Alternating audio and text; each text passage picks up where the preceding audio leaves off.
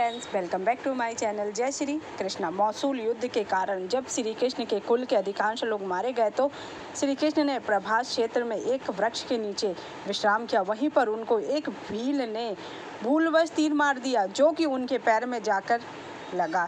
इसी को बहाना बनाकर श्री कृष्ण ने देह को त्याग दिया। बलराम भी समुद्र में जाकर समाधि ले लेते हैं। जब अर्जुन के पास यह समाचार पहुंचता है तो वे द्वारिका पहुंचते हैं और उनके द्वारिका पहुंचने में भगवान श्री कृष्ण की सभी पत्नियां सहित कई यादव वंशी महिलाएं बिलक बिलक कर रोने लगती हैं। पति और पुत्रों से हीन हुई उन स्त्रियों के आर्तनाद को सुनकर अर्जुन भी रोने लगते हैं। उनसे उन स्त्रियों की ओर देखा ही नहीं जाता। उनकी आंखों से लगातार अश्रुधारा बहने लगती है।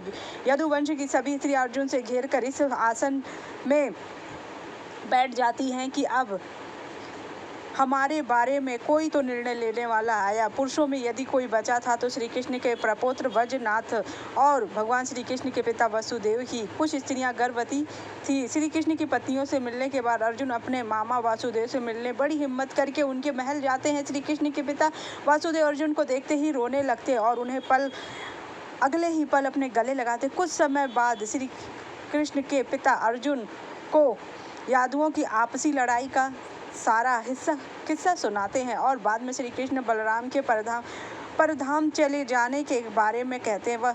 वसुदेव यह भी कहते हैं कि श्री कृष्ण कह रहे थे कि तुम अर्जुन जाओगे और तुम ही सब इन स्त्रियों के बारे में निर्णय लोगे। तुम्हारे यहाँ से चले जाने के बाद इस द्वारिका नगरी को समुद्र डुबो देगा।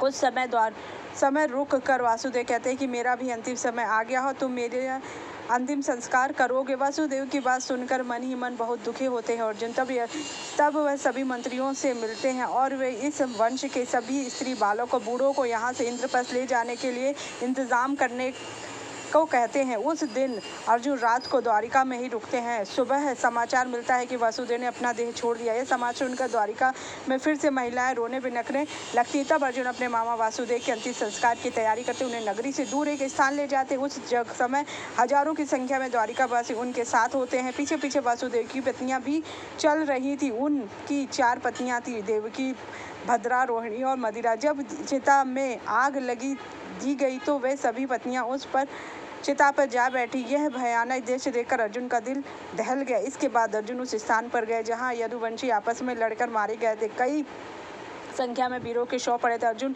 ने सभी का अंतिम संस्कार किया और 7वें दिन प्रेत विधि कर्म करके अर्जुन सभी द्वारिकावासियों के साथ वहां से निकल पड़े। उनके साथ ऊंट, घोड़े, खच्चर, बैल, रथ आदि पर सवार द्वारिकावासियों के साथ भगवान श्री कृष्ण की 8 पत्नियां भी थी। साथ में श्री कृष्ण का प्रपौत्र वज्रनाथ भी था। कहते हैं कि लाखों लोगों का लश्कर था। अर्जुन के द्वारिका से निकलते ही द्वारिका नगरी समुद्र में डूब गई। इस अद्भुत दृश्य को देखकर द्वारिकावासियों की आंखों से आश्चर्यचकित हो गए। उस समय वे सभी बस यही सोच रहे थे कि देव की लीला अद्भुत होती है। रास्ते में भयंकर जंगल आदि को पार करते हुए पंचदेश में पड़ाव डालते हैं। वहां रहने वाले लुटेरों को जब यह खबर मिलती है कि अर्जुन अकेले ही इतने बड़े जन समुदाय को लेकर इंद्रप्रस्थ जा रहे हैं तो वे धन के लालच में वहां धावा बोल देते हैं। अर्जुन चीख कर लुटेरों को चेतावनी देते हैं। लुटेरों पर उनकी चीख का कोई असर नहीं पड़ता और वे लुटेरे पाठ करने लगते हैं।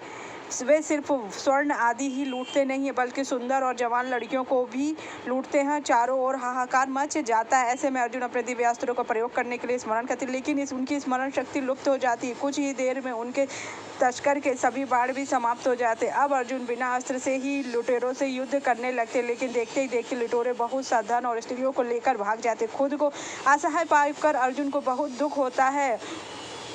इंद्रप्रस्थ अर्जुन पहुंचते हैं तो अर्जुन भगवान श्री कृष्ण के पौत्र वज्र को इंद्रप्रस्थ का राजा बना देते हैं।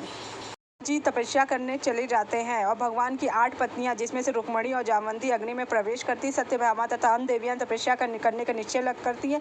गांधारी के श्राप आदि का अग्नि में प्रवेश कर लेती हैं और सत्यभामा, जामवंती, रुक्मणी, कालिंदी, मित्रविंदा, सत्यभामा और भद्रा और लक्ष्मणा थी।